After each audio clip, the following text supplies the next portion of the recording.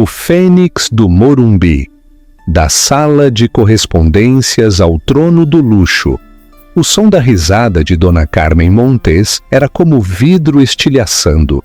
Caro, afiado e frio, atravessou o murmúrio educado da gala de caridade da Fundação MASP, congelando Alana Reis no lugar. Meu Deus! Zombou a matriarca Montes, seus diamantes capturando a luz. Javier, querido, olhe! É a empregada que demitimos. Pensamos que você tinha se livrado dela. Alana estava sozinha, vestida em um elegante e simples vestido azul marinho, comprado em um brechó de luxo. Seu ex-marido, Javier, e sua irmã, Sofia, olharam para ela com nojo condescendente.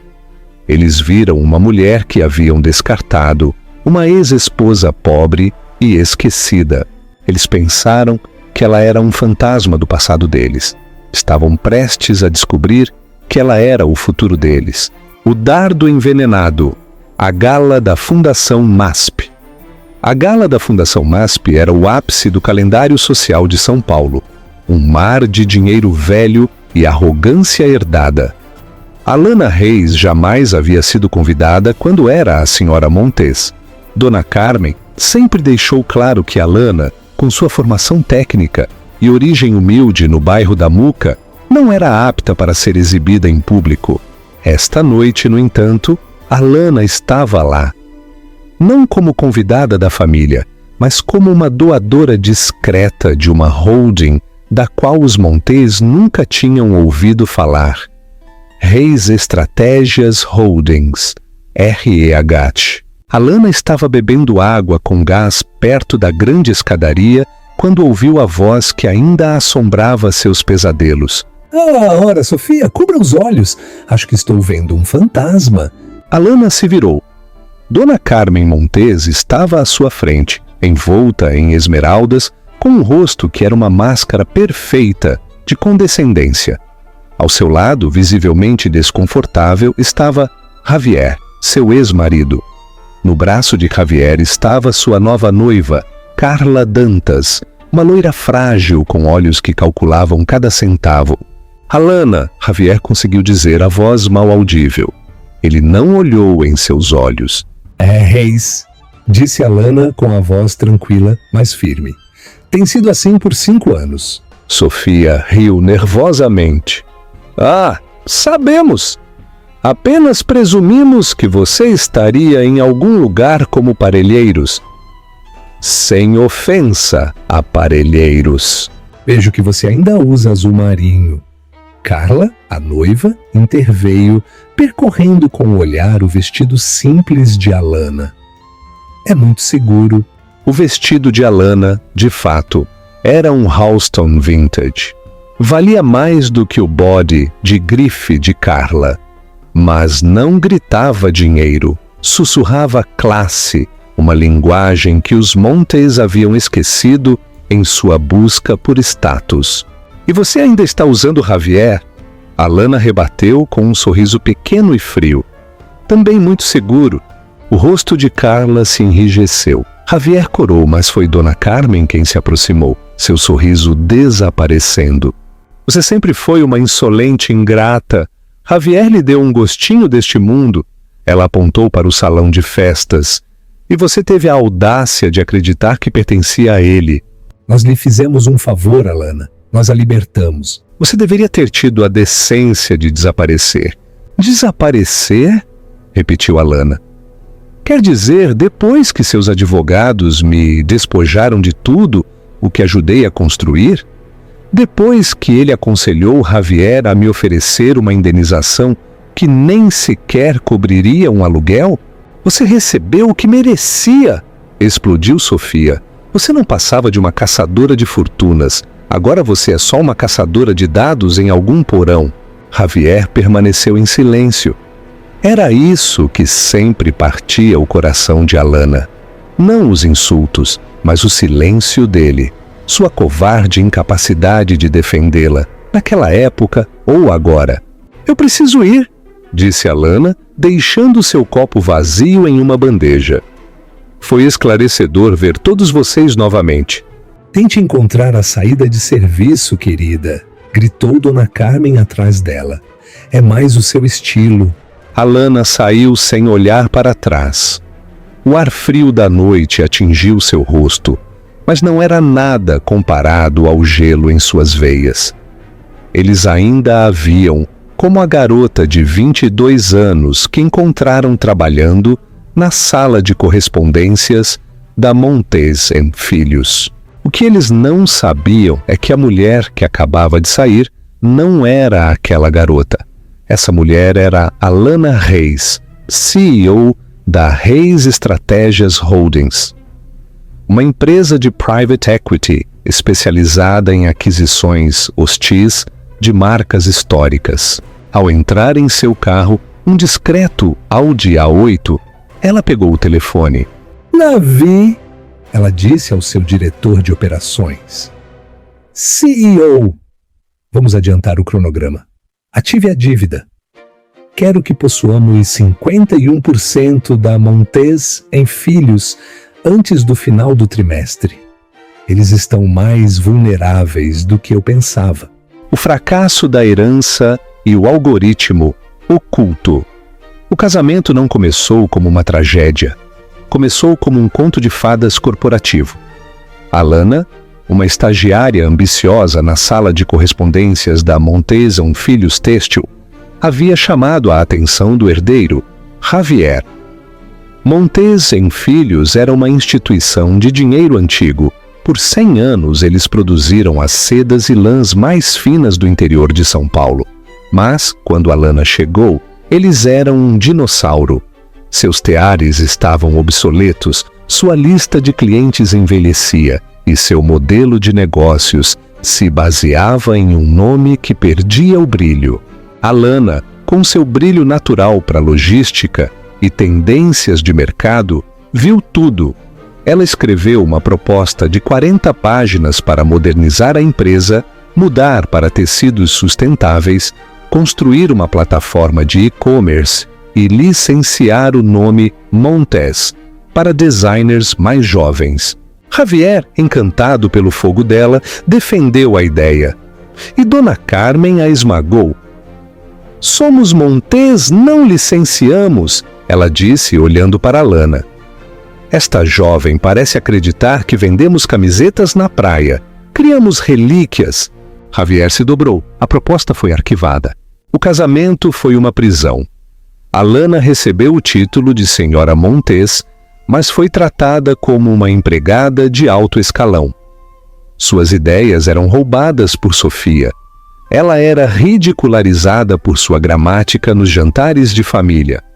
Javier, consumido pelo desejo de aprovação de sua mãe, se distanciou. Ele era fraco e odiava Alana por vê-lo assim. O divórcio, 3 anos depois, foi uma execução. Os advogados de Dona Carmen a pintaram como uma oportunista intrigante.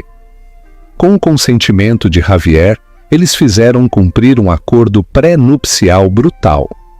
Ela saiu da mansão Montes com uma mala e um cheque de R$25 mil. O primeiro ano foi um inferno. O dinheiro se foi em 2 meses. Ela trabalhou em 3 empregos. Estava pobre, exausta e sozinha.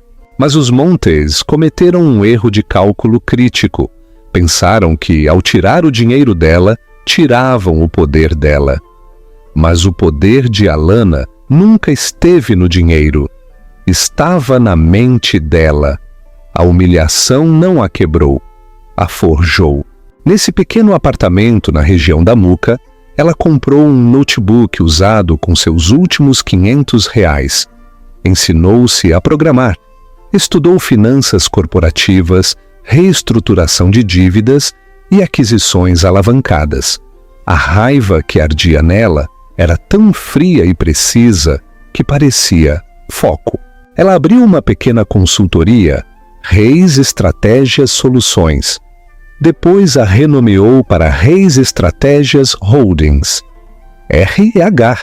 Ela aceitou seus honorários não em dinheiro, mas em ações. Ela estava seguindo o plano que havia escrito para a Montes & Filhos, mas estava fazendo isso para si mesma. Em 3 anos, ela tinha uma equipe dedicada. Seu analista principal, Davi Chen, era um graduado da FGV que havia deixado um emprego de 6 dígitos porque acreditava na visão dela. Você não apenas lê um balanço, Davi lhe disse. Você lê o futuro. Alana viveu modestamente. Ela investiu cada centavo de volta na REH. Os Montes, com suas galas e fofocas, haviam se esquecido do nome dela. Não tinham ideia de que, enquanto eles flutuavam em seu velho e tedioso barco, Alana Reis estava construindo um submarino. E agora, 5 anos após o divórcio, seu submarino estava emergindo logo abaixo deles. A venda forçada. De credora a dona, a ala executiva da Montes em Filhos, têxtil cheirava a madeira antiga, limão e fracasso.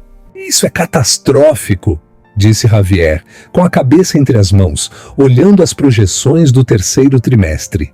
Bobagem, disse Dona Carmen. Só precisamos impulsionar a coleção de herança. As pessoas pagarão pela qualidade. Mãe, ninguém está comprando a coleção de herança, explodiu Javier, um raro lampejo de coragem. O último pedido cancelado disse que nossos padrões eram deprimentes e nossos prazos, uma piada. Eles foram com um fornecedor sintético da China. China, zombou Dona Carmen. Sem gosto. Sem gosto e lucrativo, retrucou Javier. Não temos lucro há 36 meses. Os empréstimos do Banco Itaú estão vencendo. O banco se recusa a estender nossa linha de crédito. Vamos dar default na folha de pagamento. Isso é culpa dela, disse Sofia. Alana, ela nos amaldiçoou. Ela sempre foi uma bruxa. Não seja ignorante, Sofia, retrucou Javier. Isso não tem nada a ver com Alana. Tem a ver com ignorarmos a realidade por 10 anos. O interfone zumbiu. Senhor Montes, um senhor Davi Chen e uma equipe jurídica estão aqui para vê-lo. Dizem que é urgente. Deixe-os entrar, disse Javier. Davi Chen, COO da Reis Estratégias Holdings, entrou impecavelmente vestido e irradiando competência letal. 3 advogados o seguiram. Eu represento a Reis Estratégias Holdings, disse Davi. Nunca ouvi falar, retrucou Dona Carmen. Ouvirá, disse Davi. REH é uma empresa de private equity. Nós nos especializamos em revitalizar marcas históricas. E, como tenho certeza que seus contadores lhes disseram, a Montes em Filhos está atualmente em mora em vários de seus maiores empréstimos. Javier empalideceu. Essas discussões são privadas. Não mais, disse Davi, deslizando um documento grosso. A partir desta manhã, a REH comprou toda a sua carteira de dívidas do Itaú e de seus credores secundários.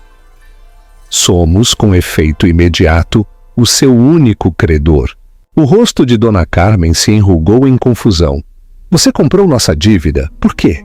Acreditamos na marca, mas não na sua gestão atual, disse Davi.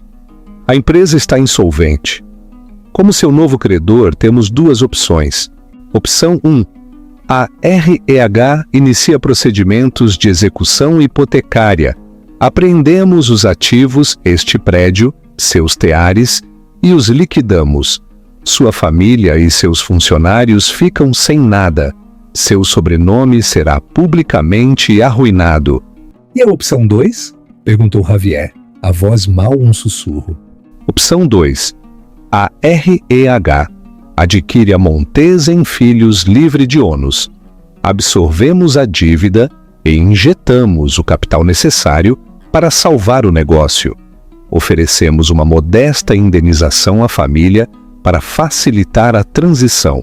Fora! Gritou Dona Carmen. Nunca venderemos esta empresa! O bisavô de seu marido também usava carruagens puxadas por cavalos, disse Davi, com sua cortesia desaparecendo. Vocês têm 24 horas para aceitar a opção 2. Se não tivermos um acordo assinado antes das 9h da manhã de amanhã, a opção 1 se torna automática. E garanto, o valor econômico terá a história antes do meio-dia. Ele deixou os Montes atônitos e em silêncio. A erradicação do sobrenome. A execução. Às 8h45 da manhã seguinte, um trêmulo Javier Montes enviou por fax a carta de intenção assinada para os escritórios da Reis Estratégias Holdings. Eles estavam vendendo a empresa. Quem é? Exigiu Dona Carmen. Quem é esse abutre, né? Esse Reis Estratégias? Eu não sei, disse Javier. O diretor é anônimo. A sala de conferências da Montes ou Filhos era um santuário para uma era morta. Na cabeceira havia um retrato do fundador, Ezequiel Montes. Os Montes, Javier, Carmen e Sofia, sentaram-se, parecendo prisioneiros, esperando a sentença. Carla Dantas, a noiva, estava visivelmente distante. A porta principal se abriu. Javier, esperando por David Chen, levantou o olhar e seu mundo parou. Era a Alana, mas não era a Alana da gala, não era a estagiária. Ela vestia um terno cinza escuro feito sob medida. Seu cabelo, antes preso em um rabo de cavalo simples, estava cortado em um bob elegante e poderoso. Ela irradiava uma autoridade absoluta. Alana caminhou até a cabeceira da mesa. Ela fez uma pausa para olhar o retrato de Ezequiel. Em seguida, dirigiu-se à família. "Boa tarde", disse ela. Sua voz era clara, nítida e desprovida de emoção. Dona Carmen foi a primeira a falar. "O que isso significa?" "Javier, chame a segurança. Tirem essa pessoa da nossa sala de reuniões." "Ela não pode, mãe", sussurrou Sofia. "Ela é a dona." Ela foi enviada para fazer anotações, Alana? Que apropriado! Explodiu Dona Carmen. Alana olhou para Dona Carmen com a paciência de um cientista examinando uma amostra. "Por favor, sentem-se", disse Alana. Não foi um pedido. Ela permaneceu de pé. "Eu sou Alana Reis.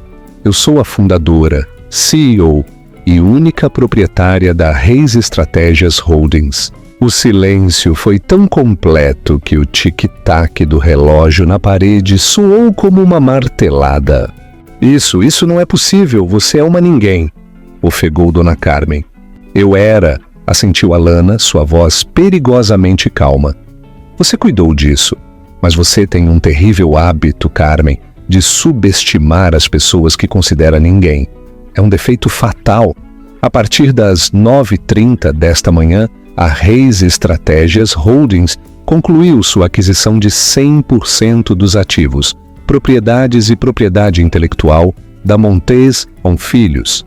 Esta empresa agora pertence à senhora Reis." Javier finalmente olhou para ela. Ele viu o fantasma da analista de 24 anos que lhe entregou uma proposta de 40 páginas. A proposta que os teria salvado. Por quê? Por quê? Sussurrou. "Por quê?", repetiu Alana. "Você está sentado em uma sala dedicada a um homem que construiu um império e me pergunta, por quê? Porque é isso que pessoas inteligentes fazem, Javier. Nós construímos coisas, adquirimos coisas. Vocês apenas as herdam, e você, por acaso, é um péssimo administrador de sua herança." "Isso é vingança", sibilou Dona Carmen, o rosto roxo. "Isso é uma mesquinhez patética. E não me interrompa, Carmen." A voz de Alana não ficou mais alta, ficou mais fria. Dona Carmen, pela primeira vez em sua vida, ficou em silêncio. "Você fala de vingança", continuou Alana. "Você acha que eu passei 5 anos da minha vida, construí uma empresa de bilhões de reais e executei uma estratégia de aquisição impecável de vários anos por causa de você? Essa é a vaidade dos Montes. Eles acham que o mundo gira em torno deles. Vocês foram incidentais." Ela parou na frente de Sofia. Você Você foi uma linha de despesa ineficiente. Sua única iniciativa de marketing foi redesenhar o logotipo, um projeto que custou R$500 mil e resultou nisso. Ela bateu em um papel timbrado. Parece um pássaro moribundo. Sofia começou a chorar. Alana parou na frente de Dona Carmen. Você foi um estorvo. Você bloqueou pessoalmente a transição para o e-commerce que propus em 2017, um movimento que, segundo nossas projeções, custou a esta empresa uma estimativa de 80 milhões em receita perdida. Você, Carmen, é o maior desastre financeiro desta família. Cachorra! Guinchou Dona Carmen, avançando sobre a mesa. Davi Chen e um dos advogados se interpuseram, imperturbáveis.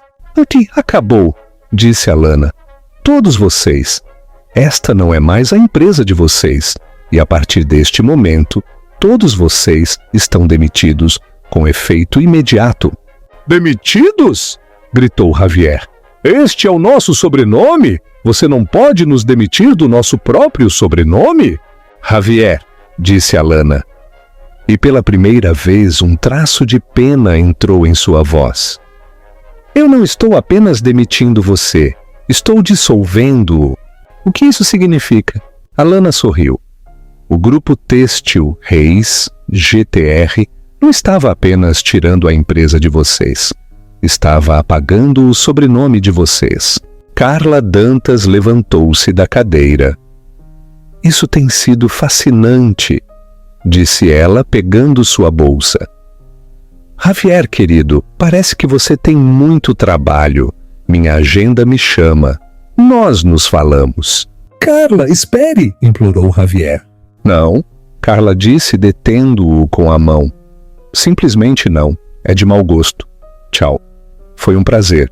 Ela saiu sem olhar para trás. O epílogo. O preço da indiferença. Javier afundou em sua cadeira. Um homem quebrado. Ele havia perdido sua empresa, seu sobrenome e sua noiva. Tudo em 10 minutos. Agora, disse Alana em voz de negócios, a segurança irá escoltá-los para fora do prédio. Vocês têm 10 minutos para recolher seus pertences pessoais. Suas contas corporativas foram desativadas. Dona Carmen foi obrigada a esperar um táxi na calçada. A visão da rainha da sociedade de São Paulo, forçada a esperar um táxi amarelo, seria contada pelo pessoal por anos. Javier foi o último a sair. Ele encontrou Alana em seu antigo escritório. Ela estava parada ao lado da grande mesa, olhando o horizonte. Eu não pensei que fosse possível, ele disse com a voz rouca. Odiar tanto alguém. Alana se virou. Isso não é ódio, Javier. Isso é contabilidade. É acertar as contas. Você e sua família me deixaram R$25 mil no vermelho. Eu estou apenas corrigindo o balanço. Você está satisfeita? Você nos arruinou. Isso vai matar minha mãe. Sua mãe é uma sobrevivente. Ela vai se virar com um orçamento ligeiramente menor. Eu providenciei uma indenização para sua família, que é precisamente R$25 mil para cada um. Considerem uma generosa indenização por seus serviços. Ela usou as palavras exatas de seu acordo de divórcio. Alana, me desculpe, ele implorou. Eu fui um covarde, eu ainda te amo. Alana olhou para ele. Não, você não me ama, você confunde amor com espanto. Você confunde desejo com desespero. Você vê o que eu construí e quer se agarrar a isso. Você é uma trepadeira, Javier. Você só pode se agarrar. Você se agarrou ao poder de sua mãe e isso te envenenou. Agora você quer se agarrar ao meu. Eu sou o único que a conhece, Alana. Eu posso te ajudar. Eu posso dirigir a sala de correspondências. Você diz isso como se fosse um sacrifício nobre. Eu dirigi aquela sala de correspondências. É um trabalho real. A jovem que dirige minha sala de correspondências agora tem um diploma em logística e está sendo treinada para operações. As pessoas que trabalham para ela são inteligentes, ambiciosas. Elas são todas a próxima eu. Ela se levantou, seu poder irradiando. Você não está qualificado para esse trabalho. Você é um mau investimento, um passivo. E se eu aprendi algo, é a eliminar os passivos do meu portfólio, permanentemente. O que eu devo fazer? Ele sussurrou perdido. Alana apertou o interfone. Davi, estou pronta. Ela olhou para Javier pela última vez. Faça a única coisa para a qual você foi construído. Vá para a Jurerê Internacional. Sua mãe e sua irmã estão esperando por você. Vocês são tudo o que lhes resta. Vocês construíram essa pequena balsa tóxica juntos. Agora vocês têm que flutuar nela. Javier deixou-se ser guiado para fora da sala. Alana Reis viu seu reflexo no vidro enquanto ele era escoltado para o elevador. O último fantasma de seu passado foi engolido pela porta. Ela sentiu o encerramento. A conta estava saldada.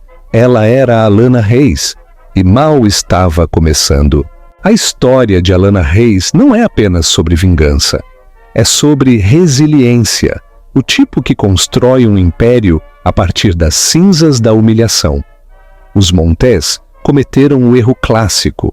Pensaram que, ao controlar o presente de alguém, poderiam possuir seu futuro. Mas esqueceram que a pessoa mais perigosa é a que não tem nada a perder e tudo a provar. Alana não apenas se vingou, ela conquistou tudo. O Império Reis, de Campinas a Davos. 6 meses após a aquisição, o Grupo Têxtil Reis, GTR, era a nova sensação da indústria.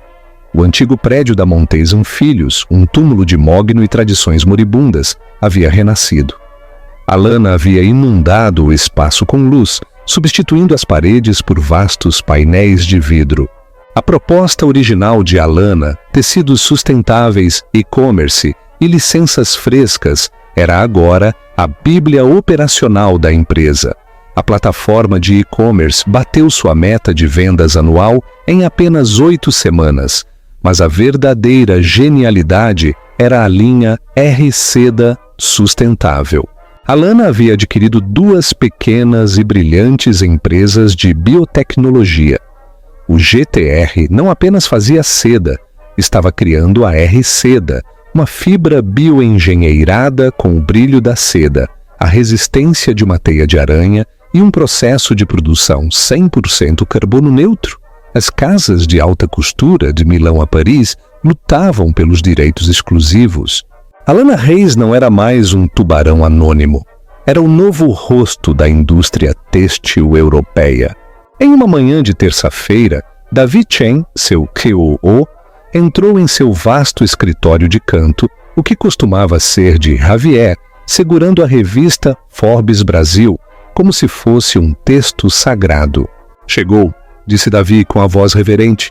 Na capa, uma fotografia impactante de Alana, com um olhar de autoridade absoluta e inabalável. O título dizia: O Fênix, da sala de correspondências ao trono dos bilhões. Eles estão chamando você de o Fênix, disse Davi. Um fênix queima, disse Alana deixando a revista em sua mesa. Eu não queimei, eu fui forjada. Há uma diferença. Seu telefone tocou. Uma linha dedicada. Ela atendeu, gesticulando para Davi ficar. Steven, bom dia, ela disse. A voz do outro lado era de Steven Schwarzman, o COO do Blackstone Group. Alana, estou vendo suas projeções do 4º trimestre para o GTR. Você está sendo conservadora. Você não está considerando o novo contrato militar para o tecido de paraquedas. Estou, Steven. Alana respondeu, recostando-se. Eu só não o incluo nos relatórios públicos. Eu prefiro prometer pouco e entregar muito. Inquieta a concorrência. É por isso que eu gosto de você. Agora, sobre Davos, precisamos de você no painel principal. O futuro das cadeias de suprimentos globais. Eu moderarei. Eu farei isso com uma condição, Steven, disse Alana.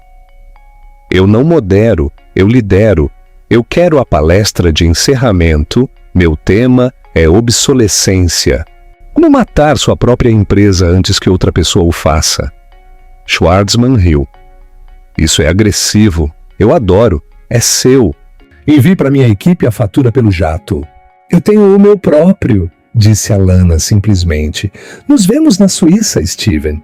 Enquanto Alana se preparava para sua estreia na elite global, surgiu uma nova e séria ameaça que superava em muito a mesquinhez dos Montes. David Chen, com a testa franzida, interrompeu a ligação de Alana.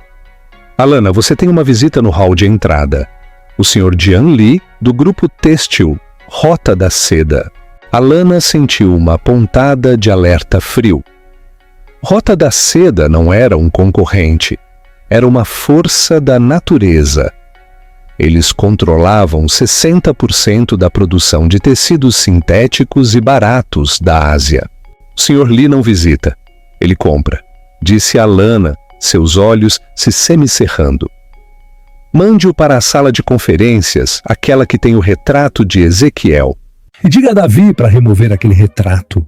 Jian Li entrou na sala, um homem de cerca de 50 anos, vestido em um terno de cachemir caro, mas com a postura de um lutador. Atrás dele não havia advogados, mas um único analista com um tablet. Bom, senhora Reis, disse Li sem rodeios. Parabéns por sua empresa, transformar a miséria em bilhões, muito ocidental. E Sr. Li, respondeu Alana, o GTR não está à venda. Se você veio me oferecer uma aquisição, é perda de tempo. Eu não estou aqui para comprar o GTR, disse Li, sorrindo. Estou aqui para comprar sua tecnologia, sua R-Seda. É limpa, é forte. E infelizmente para você, senhora Reis, é muito cara para o mundo. Meu grupo produz tecidos por uma fração do seu custo. Você pode alimentar os influencers de Paris, mas eu visto o mundo. Li deslizou um contrato pela mesa. Eu lhe ofereço 500 milhões de reais pela patente global da R-Seda. Nós a compraremos, adaptaremos para a produção em massa em nossos mercados, e você fica com seus projetos de elite e sua consciência limpa. É uma aposentadoria antecipada muito confortável. Alana nem sequer olhou para o contrato. Minha tecnologia R-Seda está ligada a um processo de produção de carbono zero que não pode ser replicado em suas fábricas, Sr. Li.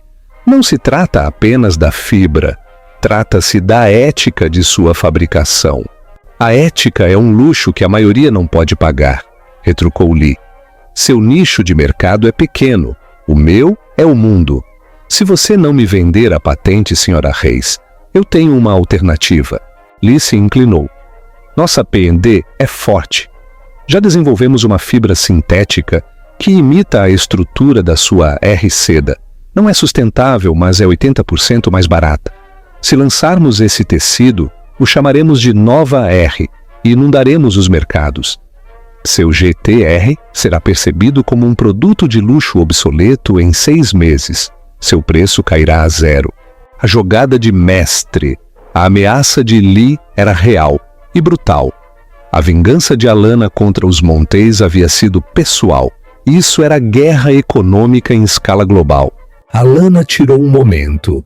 Seu olhar pousou no espaço onde costumava estar o retrato do fundador. Agora, vazio e cheio de luz. E, Sr. Li, sua perspectiva é interessante, disse Alana, sua voz se tornando analítica. Você acredita que isso é uma guerra de preços? Você está enganado. É uma guerra de logística.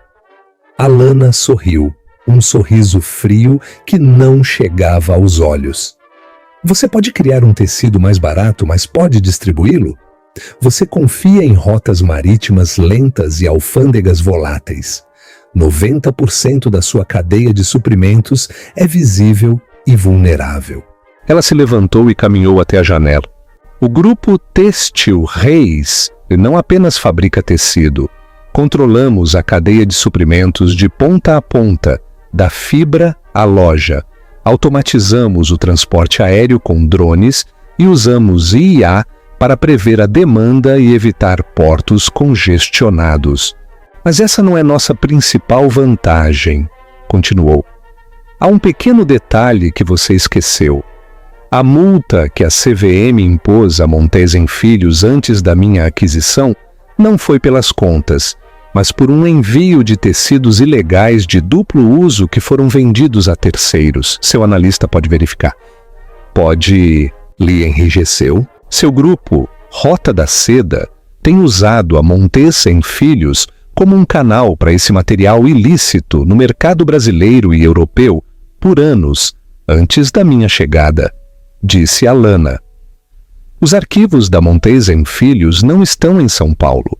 Foram copiados para um servidor offline antes da liquidação, assegurados por meus advogados, que agora têm a prova de sua participação em evasão fiscal e contrabando de materiais proibidos. Alana abriu um arquivo digital e o virou para Lee. Não era uma intimação, mas um manifesto de envio com o logotipo da Rota da Seda. Você não está aqui para comprar minha patente, Sr. Lee. Você está aqui para evitar uma investigação pan-europeia sobre sua cadeia de suprimentos. Se essas provas vazarem, a União Europeia congelará todos os seus ativos e rotas comerciais no continente.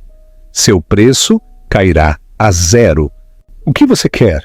Perguntou Lee, sem traço de zombaria agora. Eu não quero seu dinheiro, Sr. Lee. Eu quero seu silêncio e seu respeito, disse Alana. O GTR vai prosperar na Europa.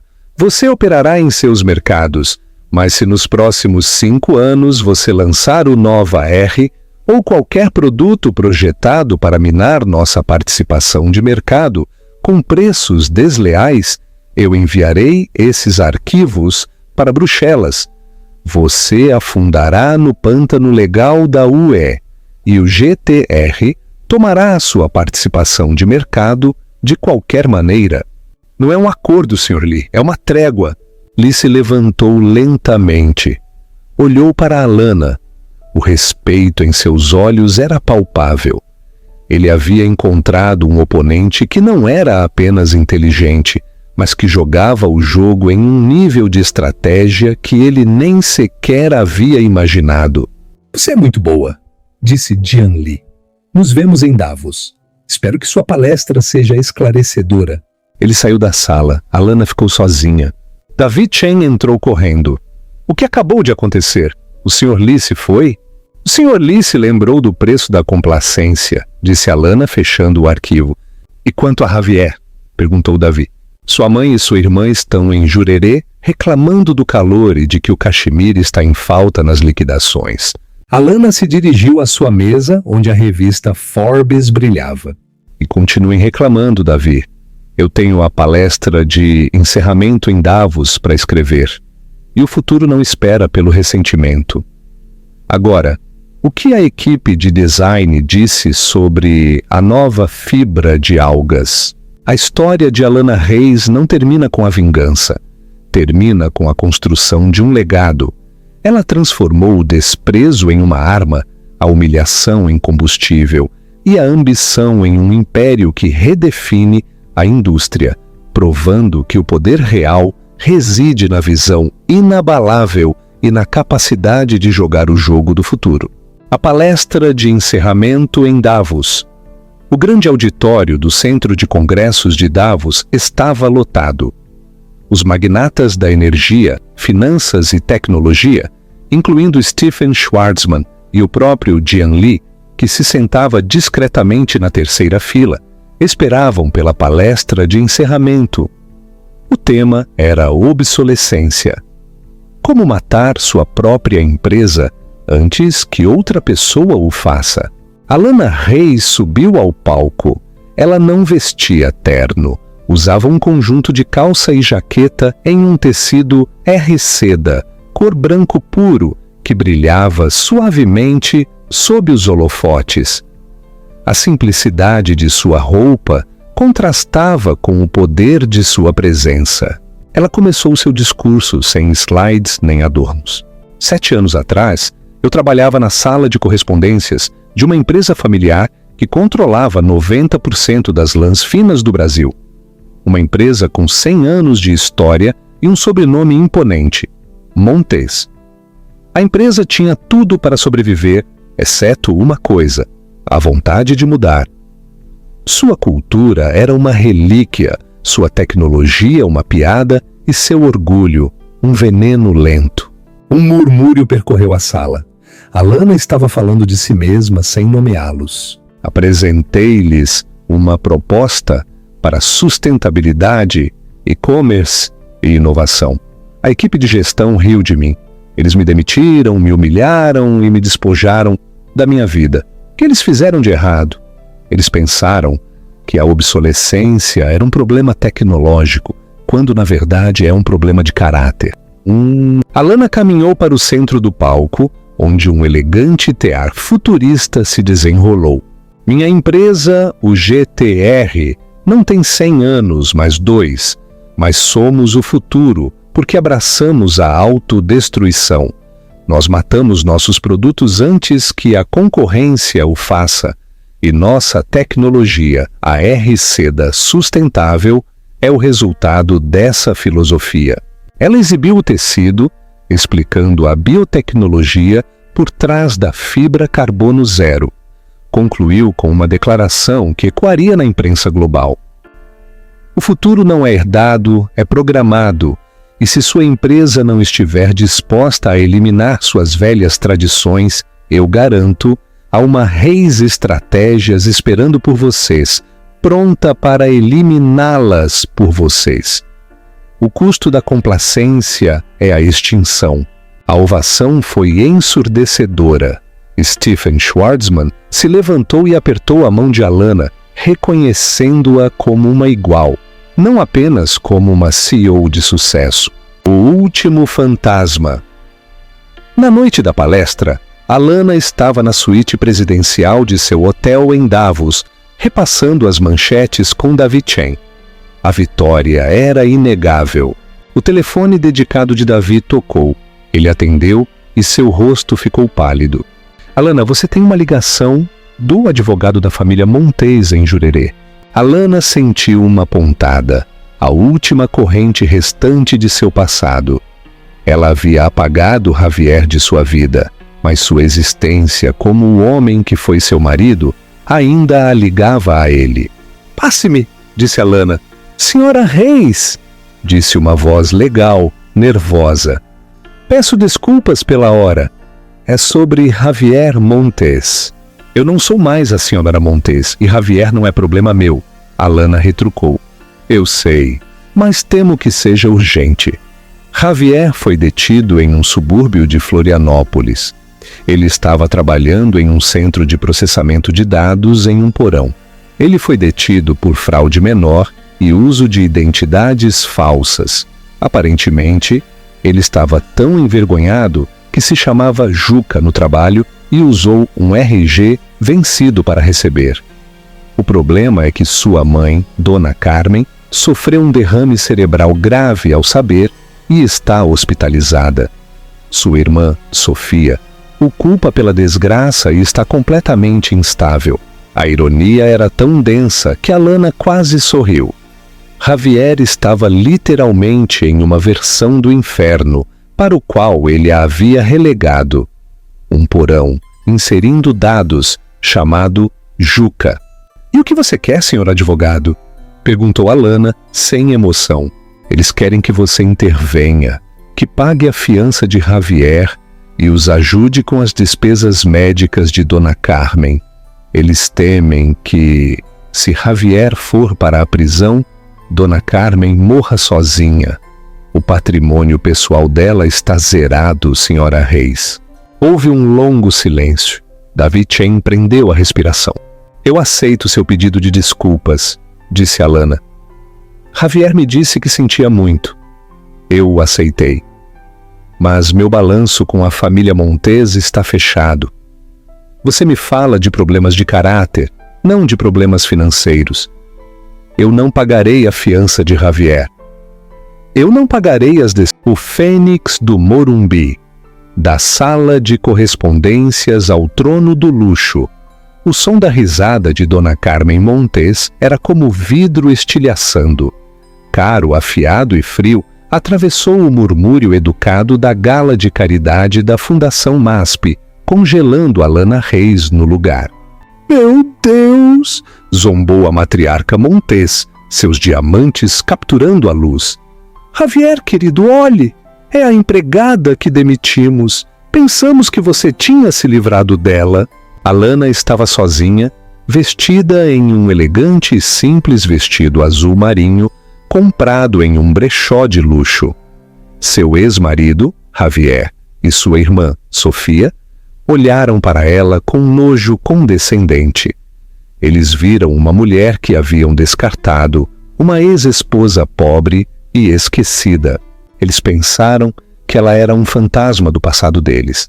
Estavam prestes a descobrir que ela era o futuro deles.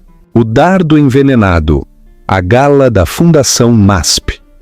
A gala da Fundação MASP era o ápice do calendário social de São Paulo, um mar de dinheiro velho e arrogância herdada. Alana Reis jamais havia sido convidada quando era a senhora Montes. Dona Carmen sempre deixou claro que Alana, com sua formação técnica e origem humilde no bairro da Muca, não era apta para ser exibida em público. Esta noite, no entanto, Alana estava lá. Não como convidada da família, mas como uma doadora discreta de uma holding da qual os Montes nunca tinham ouvido falar. Reis Estratégias Holdings, REH. Alana estava bebendo água com gás perto da grande escadaria quando ouviu a voz que ainda assombrava seus pesadelos. Ora, Sofia, cubra os olhos. Acho que estou vendo um fantasma. Alana se virou. Dona Carmen Montes estava à sua frente, envolta em esmeraldas, com um rosto que era uma máscara perfeita de condescendência. Ao seu lado, visivelmente desconfortável, estava Javier, seu ex-marido. No braço de Javier estava sua nova noiva, Carla Dantas, uma loira frágil com olhos que calculavam cada centavo. Alana, Javier conseguiu dizer a voz mal audível. Ele não olhou em seus olhos. Reis, disse Alana com a voz tranquila, mas firme. Tem sido assim por 5 anos. Sofia riu nervosamente. Sabemos. Apenas presumimos que você estaria em algum lugar como parelheiros. Sem ofensa a parelheiros. Vejo que você ainda usa azul marinho. Carla, a noiva, interveio, percorrendo com o olhar o vestido simples de Alana. É muito seguro. O vestido de Alana, de fato, era um Halston vintage. Valia mais do que o body de grife de Carla. Mas não gritava dinheiro, sussurrava classe, uma linguagem que os Montes haviam esquecido em sua busca por status. E você ainda está usando Javier? Alana rebateu com um sorriso pequeno e frio. Também muito seguro. O rosto de Carla se enrijeceu. Javier corou, mas foi Dona Carmen quem se aproximou, seu sorriso desaparecendo. Você sempre foi uma insolente ingrata. Javier lhe deu um gostinho deste mundo. Ela apontou para o salão de festas. E você teve a audácia de acreditar que pertencia a ele. Nós lhe fizemos um favor, Alana. Nós a libertamos. Você deveria ter tido a decência de desaparecer. Desaparecer? Repetiu Alana. Quer dizer, depois que seus advogados me despojaram de tudo o que ajudei a construir? Depois que ele aconselhou Javier a me oferecer uma indenização que nem sequer cobriria um aluguel? Você recebeu o que merecia! Explodiu Sofia. Você não passava de uma caçadora de fortunas. Agora você é só uma caçadora de dados em algum porão. Javier permaneceu em silêncio. Era isso que sempre partia o coração de Alana. Não os insultos, mas o silêncio dele. Sua covarde incapacidade de defendê-la, naquela época ou agora. Eu preciso ir, disse Alana, deixando seu copo vazio em uma bandeja. Foi esclarecedor ver todos vocês novamente. Tente encontrar a saída de serviço, querida, gritou Dona Carmen atrás dela. É mais o seu estilo. Alana saiu sem olhar para trás. O ar frio da noite atingiu seu rosto, mas não era nada comparado ao gelo em suas veias. Eles ainda a viam como a garota de 22 anos que encontraram trabalhando na sala de correspondências da Montes & Filhos. O que eles não sabiam é que a mulher que acabava de sair não era aquela garota. Essa mulher era Alana Reis, CEO da Reis Estratégias Holdings, uma empresa de private equity especializada em aquisições hostis de marcas históricas. Ao entrar em seu carro, um discreto Audi A8, ela pegou o telefone. Navi, ela disse ao seu diretor de operações. CEO, vamos adiantar o cronograma. Ative a dívida. Quero que possuamos 51% da Montes & Filhos antes do final do trimestre. Eles estão mais vulneráveis do que eu pensava. O fracasso da herança e o algoritmo oculto. O casamento não começou como uma tragédia. Começou como um conto de fadas corporativo. Alana, uma estagiária ambiciosa na sala de correspondências da Montes & Filhos Têxtil, havia chamado a atenção do herdeiro, Javier. Montes & Filhos era uma instituição de dinheiro antigo. Por 100 anos eles produziram as sedas e lãs mais finas do interior de São Paulo. Mas, quando Alana chegou, eles eram um dinossauro. Seus teares estavam obsoletos, sua lista de clientes envelhecia e seu modelo de negócios se baseava em um nome que perdia o brilho. Alana, com seu brilho natural para logística e tendências de mercado, viu tudo. Ela escreveu uma proposta de 40 páginas para modernizar a empresa, mudar para tecidos sustentáveis, construir uma plataforma de e-commerce e licenciar o nome Montes para designers mais jovens. Javier, encantado pelo fogo dela, defendeu a ideia. E Dona Carmen a esmagou. Somos Montes, não licenciamos, ela disse olhando para Alana. Esta jovem parece acreditar que vendemos camisetas na praia. Criamos relíquias. Javier se dobrou. A proposta foi arquivada. O casamento foi uma prisão. Alana recebeu o título de Senhora Montes, mas foi tratada como uma empregada de alto escalão. Suas ideias eram roubadas por Sofia. Ela era ridicularizada por sua gramática nos jantares de família. Javier, consumido pelo desejo de aprovação de sua mãe, se distanciou. Ele era fraco e odiava Alana por vê-lo assim. O divórcio, 3 anos depois, foi uma execução. Os advogados de Dona Carmen a pintaram como uma oportunista intrigante. Com o consentimento de Javier, eles fizeram cumprir um acordo pré-nupcial brutal. Ela saiu da mansão Montes com uma mala e um cheque de R$25 mil. O primeiro ano foi um inferno. O dinheiro se foi em 2 meses. Ela trabalhou em 3 empregos. Estava pobre, exausta e sozinha. Mas os Montes cometeram um erro de cálculo crítico. Pensaram que, ao tirar o dinheiro dela, tiravam o poder dela. Mas o poder de Alana nunca esteve no dinheiro. Estava na mente dela. A humilhação não a quebrou, a forjou. Nesse pequeno apartamento na região da Muca, ela comprou um notebook usado com seus últimos R$500. Ensinou-se a programar.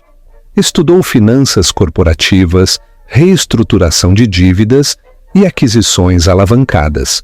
A raiva que ardia nela era tão fria e precisa que parecia foco. Ela abriu uma pequena consultoria, Reis Estratégias Soluções. Depois a renomeou para Reis Estratégias Holdings, RH. Ela aceitou seus honorários não em dinheiro, mas em ações. Ela estava seguindo o plano que havia escrito para a Montes em Filhos, mas estava fazendo isso para si mesma. Em 3 anos ela tinha uma equipe dedicada. Seu analista principal, Davi Chen, era um graduado da FGV que havia deixado um emprego de 6 dígitos porque acreditava na visão dela. Você não apenas lê um balanço, Davi lhe disse. Você lê o futuro. Alana viveu modestamente. Ela investiu cada centavo de volta na REH. Os Montes, com suas galas e fofocas, haviam se esquecido do nome dela. Não tinham ideia de que, enquanto eles flutuavam em seu velho e tedioso barco, Alana Reis estava construindo um submarino. E agora, 5 anos após o divórcio, seu submarino estava emergindo logo abaixo deles. A venda forçada.